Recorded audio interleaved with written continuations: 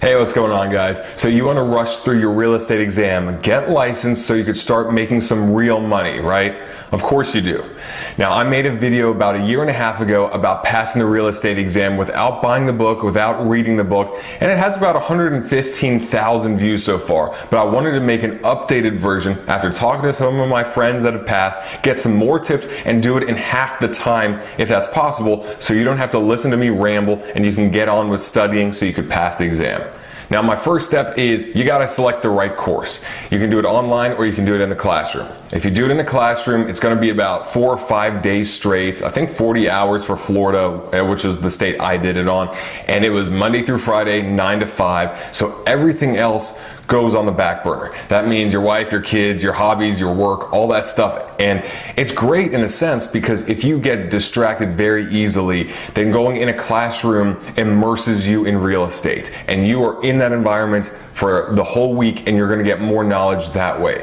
The downfall is that you're giving everything else up. You're gonna have to take off work, study your other classes, or make up the homework another time. It's not easy if you're a busy person.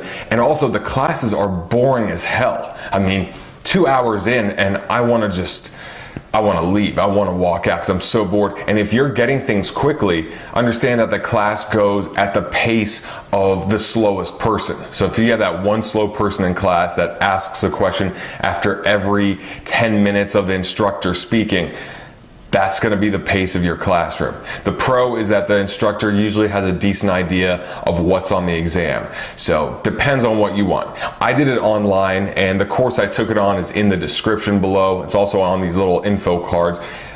I just didn't want the inconvenience of going to class. I wanted to do it at my own pace. And I also knew that I was going to zoom through the class. So my first bit is make sure you get the right class for your personality type, your distractions, your lifestyle. I definitely think it can be done online. You don't have to go to a classroom, but it's up to you. Second thing is, do you buy flashcards, practice tests, all that stuff? I did not, but in hindsight, I know that my stress would have been a lot lower if I did buy the flashcards with definitions on it, the practice exams, all that stuff, because that's more of the meat and potatoes of the studying for me. The book is just nothing. That's a waste of time in my eyes for Florida, for the way it works for me.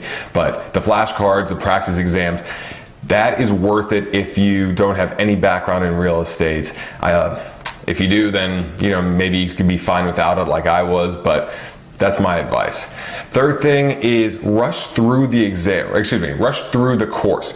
I rushed through it because I wanted to start studying, and that means that online I just was logging in, keeping track of logged in hours so I can get past it and then schedule the exam soon after. So what I did is, I think it's 40 hours or 45 hours I had to be online doing it. I wasn't absorbing information that way. So for me, it was zoom through the class, just get through it all, whatever, get through, pass okay, and then schedule the exam for about 2 weeks later. Now, I wanted to do it even a week after because I want any information to be very fresh in my head, but it ended up being about 2 weeks or 3 weeks later that I took the actual test, which gave me a lot of time to study the way I wanted to, not necessarily the way the course is presented to me. So once I passed the course, I scheduled the exam, and then the real studying began. And that's when I would look online, I would look up all practice tests, all tips, all suggestions. I wanted the good stuff. Now, the reason I didn't read the book is because the amount of time it would take to read a chapter and the amount of information I'd get out of it was not worth it. It's a bad return on investment. If I could study 4 practice tests and 3 flashcard rounds in the same amount of time as 2 or 3 chapters of reading the book, I know that that's way more information that's going to help me pass the test than whatever it will be reading in the book, where it's like a needle in the haystack in the book. You read 2 paragraphs and it's really just one little word in there that might be on the exam. But if you study all these practice tests, that is the goal. That is what you want. Plus you get in that mode of understanding how tests work, how to eliminate answers, how to read answers, how to get in the mind of the administrator. All those are tips that's coming up, but might as well practice more practice tests than reading more of the book, which is just like 1,000 pages of fluff and then 30 pages of the stuff you really need. That's the way I see it, at least. So another word on the practice test is that if you're a bad test taker especially, then you want to simulate every practice test like it's the real one, which means putting your phone in airplane mode with a timer, putting Fluffy in a separate room, not having any TV on, any distraction, anything like that. You want to make it so that when you go in to take the test on that day, mentally you've been there. You've been there 20 times before, not like, oh, well, I took a practice exam, but The Simpsons were on TV and there was cooking going on, and that's not going to help you. You want to put yourself in that sterile environment. And another thing is, when you schedule the exam, make sure that you schedule it for a time slot that you're at your peak. So I scheduled mine for about 11 or 12 in the morning, and that's because that's when I'm my most awake. My mental energy goes down around 2 p.m. So I knew that if I could schedule between 9:30, 10 a.m. and noon, that will give me the best chance to pass. And because every single answer matters, this test is not easy. Like, it doesn't matter what state you're in, there's not going to be an easy test, and it's about a 40 to 60% pass rate in a lot of states. I don't know what it is exactly, but you can't wing it. You got to know the material and be ready for it. So every single answer matters. That means if you're a bit more awake at 11 a.m. and that's when you take your test, that's good. That's going to help you. However, if you're taking the test at 4 p.m. and you know that you're already a bit groggy from lunch and the day's just kind of gotten away from you, well, one or two wrong answers because of that could cost you the whole exam, and you'll have to do it again. So make sure you schedule it at the best time for your body, for your mind especially. Another word on studying, if you're really having trouble with a definition or a concept, I like to use association, and I'll just repeat things to myself. So it'll be like a section, I think it's 640 acres or so, and I'd never remember that, and it's not like unless like you're in agriculture or some sort of field, you'll never need that information. So I'll see something and I know that I won't remember it on its own, and I'll just say section 640, section 640, section 640, section 640, section 640, and about 50 or 100 times, to the point where if I see the number 640, the word section comes up. If I say the word section, the number 640 pops into my head. For the tough stuff that you just can't seem to remember, just do that. Just straight up repeat it over and over and over and over again until in your brain one word associates with another. Okay, so you haven't read the book, but you passed the course, you've had about a week to study, and you've been doing all the practice exams, all the flashcards, all the good studied material, not just the damn book. Night before, you got to take care of yourself. Now, I have blue light blocking glasses that I used last time, but if you don't have blue light blocking glasses, there's a link below where you can see the ones I have. Just put everything in night shift mode. So if you're studying on your laptop, put it in night shift mode, phone in night shift mode, TV in night shift mode, every screen in night shift mode. I like the glasses because then also lamps, any lights, get a bit dimmer and a bit more yellow as well, and I can sleep easily. Also, take chamomile or melatonin. Just make sure your sleep is phenomenal. Just do everything you can to ensure that you have the best chance for optimal sleep, because again, if you have decent sleep versus great sleep, that could be one or two questions that you miss, that you skip a word on. Your glucose in your brain's not fully there. You're just a bit off. And one or two questions is all it takes to pass or fail an exam. So get your sleep. All right, so you're finally ready to take your exam. It's the morning of. What do you do? First things first, what do you wear? You want to wear layers. I don't know if your place is going to have the AC broken or the AC is going to be on 65 degrees. You do not want the temperature in the environment to be a distraction. Wear a t-shirt, wear a little thin sweater, wear a bit thicker sweater, bring a bigger jacket. Prepare for it all, because you don't want to be distracted by how freezing your ass is on the seat, or the fact that you're sweating in there. That's just going to be a distraction that's going to slow you up. Second thing is that you got to get there early. Now, my testing center was about 20 miles away, about an hour away, and knowing that I did not want to deal with any traffic. This was in LA, where there could be an accident that backs up everything for an hour and a half, and that amount of stress is not worth it. So even though my exam was, let's say it's like, I think it was 11 or 12, I left at 9 a.m. I left at 9, I got there around 10, and what was great is that I brought my coffee with me. I brought coconut oil coffee, so it's like brain octane fuel. If you haven't heard of Bulletproof coffee, basically is adding fat to your coffee so that the caffeine releases slowly. I didn't want to be hyper and then crash. and I didn't want to have no energy. So if you haven't heard of Bulletproof coffee, check it out, link below. But it's really cool just because you get some slow releasing caffeine throughout the test that keeps your brain sharp without that risk of being over the top and then crashing. So I did that. I brought that to Starbucks. So sorry, Starbucks, I didn't buy your damn coffee. But then I had 2 hours at the Starbucks right next to the testing center. So I'm already in the area. I don't have to worry about traffic.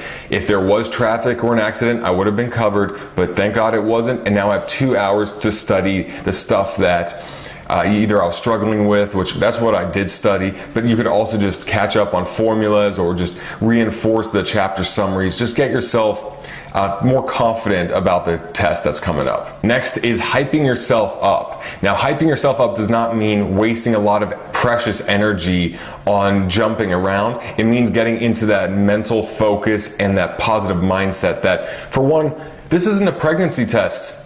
You know, it's not the end of the world one way or the other. If you fail it, you could take it again. It's not convenient, but once you have it, and then you just renew every few years. So don't overthink it, don't overstress it. A good friend of mine actually said that he went into the exam the first time, not expecting to pass it, just looking at it like, hey, I get to see what's on the exam for the next time when I really pass it.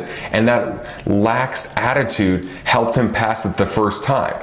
Also, you can do a power pose. That's what I did. You actually put your arms and legs as far out as possible and you hold it for a few minutes. And studies have shown that you will do better on a test when you have your arms out and your legs out prior to taking it for a few minutes, because it releases testosterone and builds confidence. So they did that versus someone curling up in a fetal position, which is a very submissive, defeated posture. So definitely don't be defeated. Another reason not to be freezing cold when you're balled up and you're going to hurt yourself on the exam that way as well.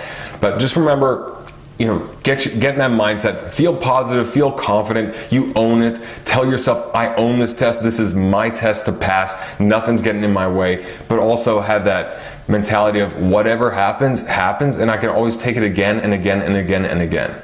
All right, so now you're in the testing center. You have been handed your little crappy calculator, your pencils, your scrap piece of paper, and it's go time. First things first, that scrap piece of paper, write down anything and everything on your mind.